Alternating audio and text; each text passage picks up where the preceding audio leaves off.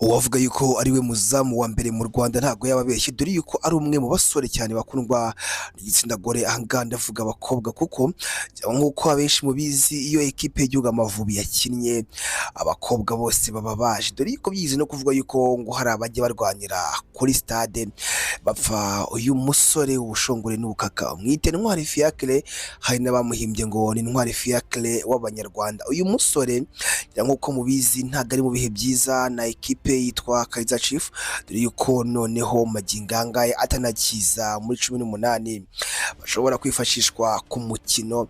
Uganga ndavuga abasimbura ndetse n'abakinnyi babanza mu kibuga. Ngira ngo Ntwari Fiacre nk'uko abenshi bagiye babivuga, ni muri match yigeze guhuza ekipe ye yo muri Afurika y'Epfo yitwa Kaizer Chiefs. Mu minsi yashize ni match ekipe yakinnye ndetse Ntwari Fiacre bikaza kuza kurangira bamusabye ko bamusimbura ndetse akabyanga, bityo ndetse ekipe ye kuri penalty ikaza kuza gutakaza umukino. Ngira ngo guhera magingo aya ngaya umutoza we ngo byaramurakaje cyane, ndetse aravuga ati Ntwari Fiacre ntaganyumva, ntagishaka kunyumva rwose, uyu musore sinzi imitekerereze. Ngira ngo yahise anaza muri kampu ya ekipe y'igihugu Amavubi, nabwo icyo gihe ni kuri match bari bafatanye n'igihugu cya Afurika y'Epfo ndetse nabereye muri Afurika y'Epfo.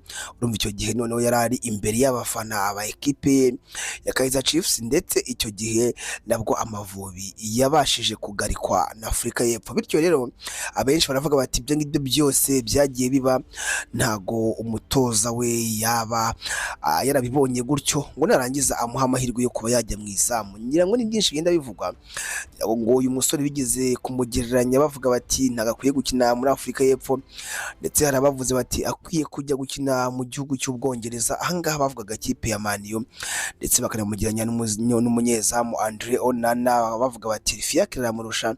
Ni byinshi byagiye bivugwa, ariko magingo aya ngaya ibiharimo ntabwo ari ibihe byiza, ngira ngo umuntu wese arabibona, dore yuko hari abatangiye kuvuga bati urwego rwa Ntwari Fiacre ni rwo kuza gukina mu gihugu cy'u Rwanda. Abandi nabo bakavuga bati Fiacre ntabwo akwiye kuza gukina muri shampiyona y'u Rwanda. Ngira ngo hari abavuga bati akwiye kuza gukina muri APR, abandi nabo bakavuga bati ikipe ya kinira uyu nguyu ati nta yindi ni Rayon Sport, ndetse hari n'abavuga bati shampiyona ye rwose ni u Rwanda. Ariko se mu by'ukuri Fiacre buriya hari igihe agira ibihe byiza, ngira ngo abenshi mwagiye mumubona haba muri ekipe y'igihugu Amavubi by'umwihariko, ariko na ekipe ya Kaizer Chiefs ubwo yashaka kumugwa cyangwa ubwo yamusinyishije kubera yuko uyu mugabo babonaga yuko ashoboye. Ariko magingo aya ngaya abenshi baravuga bati buriya umuntu agira uko aramuka, umuntu agira uko buri mupira uyu munsi ushobora kubyuka bimeze neza, ejo bikaba nabi, cyangwa se ejo ntibigende neza.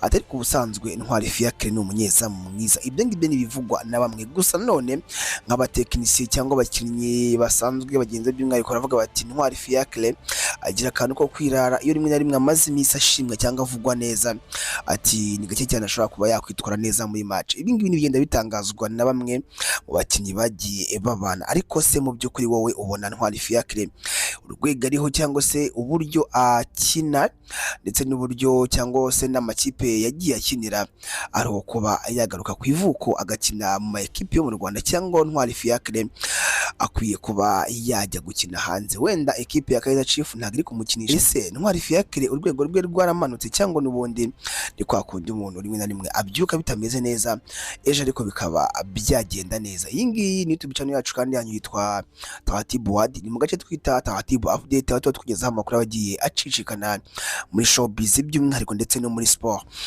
Genda udukurikira ku mbuga nkoranyambaga zacu zose zitwa Tahatibu TV, Instagram, TikTok ndetse na Facebook, zose zitwa Tahatibu TV.